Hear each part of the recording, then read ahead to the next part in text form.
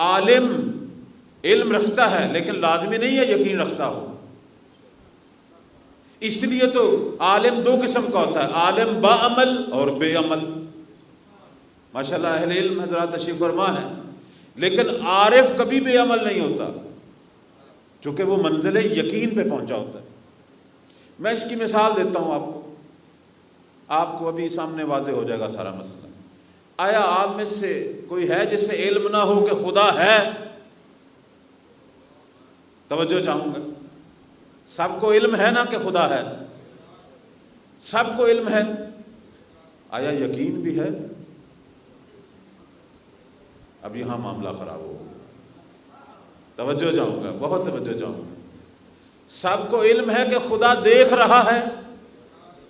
بھئی ہم مسلمان گھر میں پیدا ہوئے ہیں، سب کو علم ہے کہ خدا دیکھ رہا ہے، لیکن آیا خدا کی آنکھ پہ یقین بھی ہے یا نہیں؟ ہاں یہ اور چیز ہے، یہ اور چیز ہے. میں ایک مثال دیتا ہوں، اور آپ میں سے ایک بزرگ شخصیت یہاں موجود ہوں اسی مسجد میں یا کسی کمرے میں، اور وہاں ایک چھوٹا سا بچہ بھی بیٹھا ہو اسی کمرے کے اندر. بہت توجہ چاہوں گا، یہ بڑا اہم مسئلہ جسے آج حل ہونا چاہیے. اس کمرے میں ایک بچہ بھی بیٹھا ہو،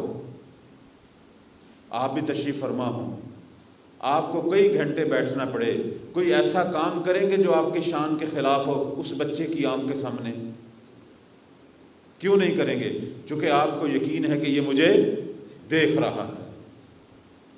اگر بچے کو اٹھا دیں، کیمرے کی آنکھ لگی ہو اور آپ کو کئی گھنٹے بیٹھنا پڑے، کیمرے کو دیکھیں گے لیکن کبھی بھی کوئی ایسا کام، تجھے بچے کی آنکھ پر تو یقین ہے، کیمرے کی آنکھ پہ یقین ہے، تو خدا کی آنکھ پہ کیوں نہیں یقین؟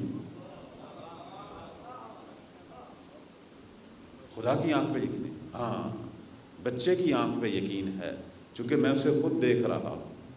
کیمرے کی آنکھ پہ یقین ہے، دیکھ رہا ہوں. تو خدا کو کب اپنے دل کی آنکھ سے دیکھے گا؟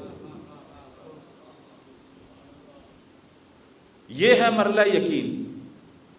انسان سے پروردگار نے امام کی معرفت مانگی ہے کہ اپنے امام پر یقین پیدا کر، امام پر یقین پیدا کر.